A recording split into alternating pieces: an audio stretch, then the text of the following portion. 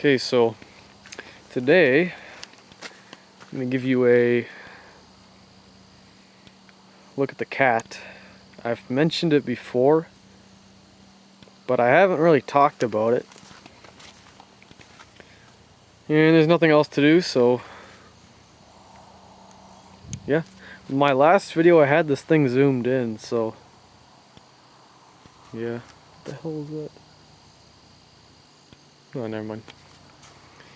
So anyway,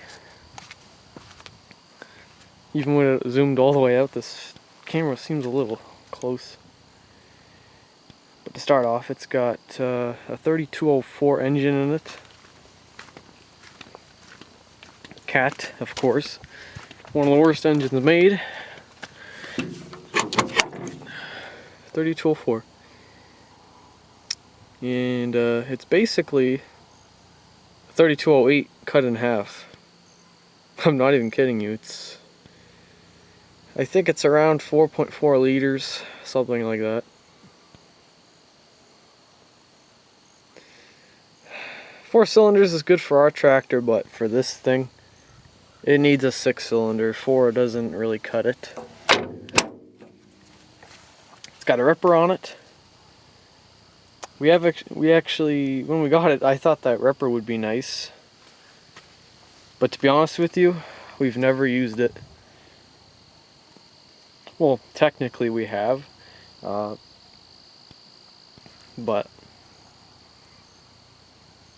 we used it for one little job, I'll tell you later. And here's the undercarriage. It's not too bad. You can see this right here. I don't know if you can see that, but the teeth are getting pretty worn down. It's got a step right here. Roller. It's got 15-inch pads on it.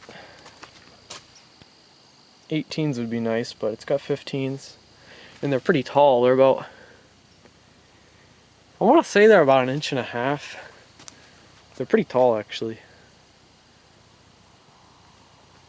It's got 1 cylinder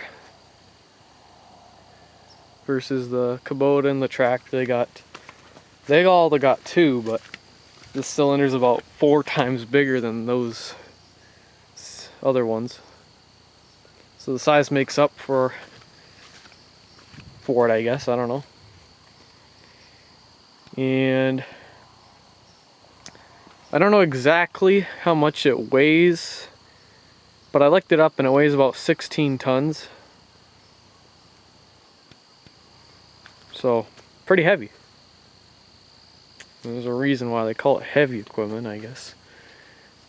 The bucket, it's 8 feet wide. It's got 8 teeth. And the teeth are nice. Those things freaking dig. Without teeth, I don't think this would do much. The skid steer is actually okay. It doesn't have teeth, but we got extra. I welded extra plates on it. You can't even see it anymore. It's worn down a little bit. We got the pins welded. We had some guy bring a machine and he actually welded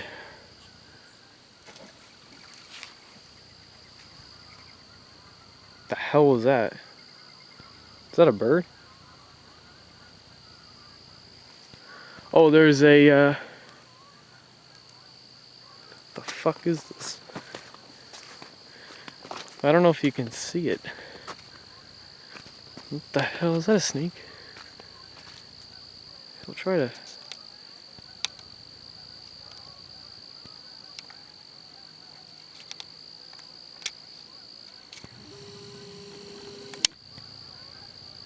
See that? What the hell is that?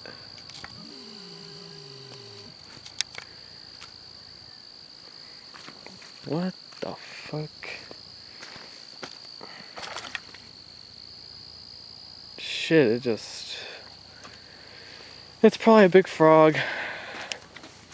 Who cares, right? Lots of those around. But anyway, back to the cat. it can lift about 15,000 pounds and it can curl about 22,000 pounds. Pretty impressive. And these are all just estimates. I don't know exactly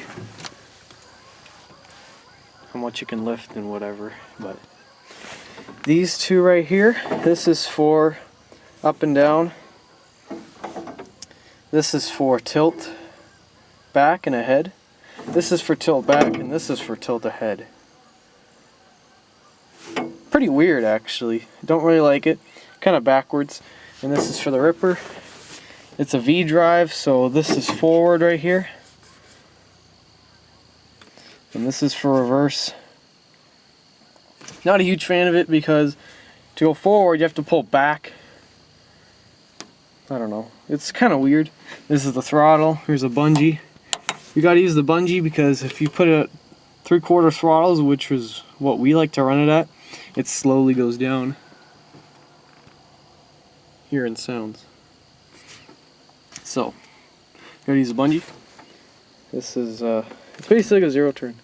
So, if you press on this pedal while you're moving forward right here, it'll slow this side down, and it'll go right.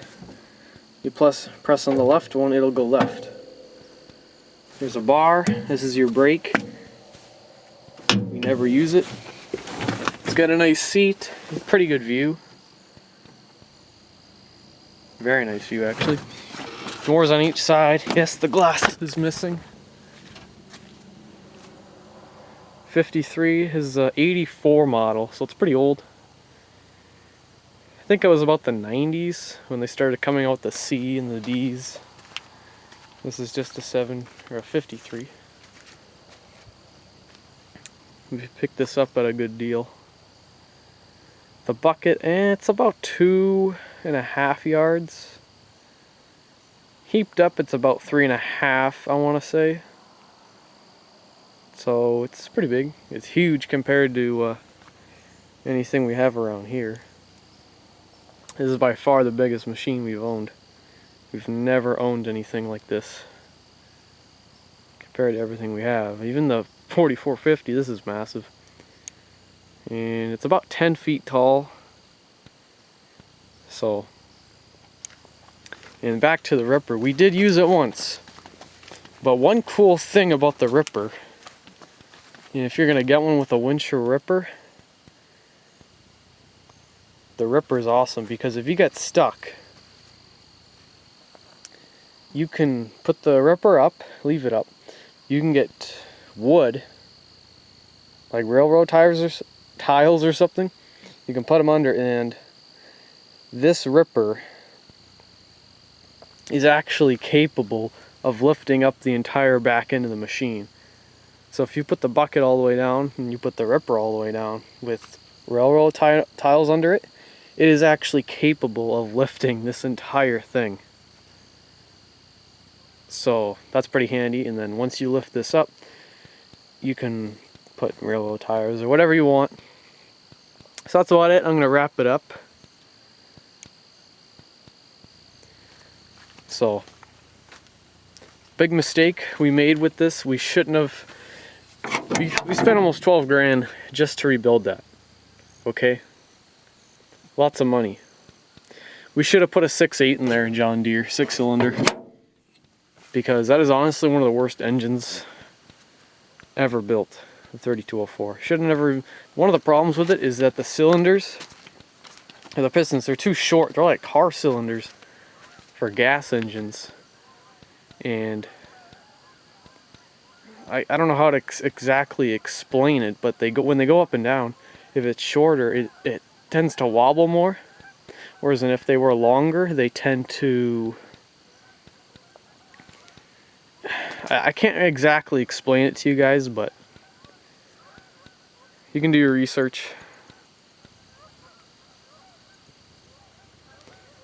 So,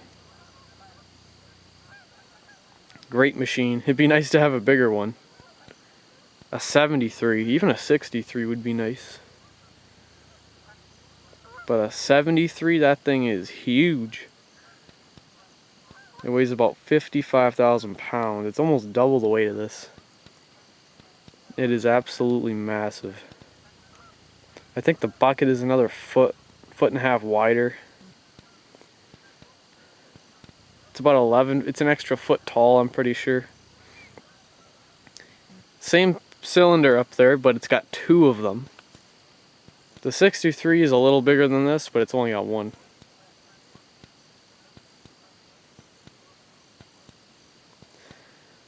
So that's about it. And like and subscribe.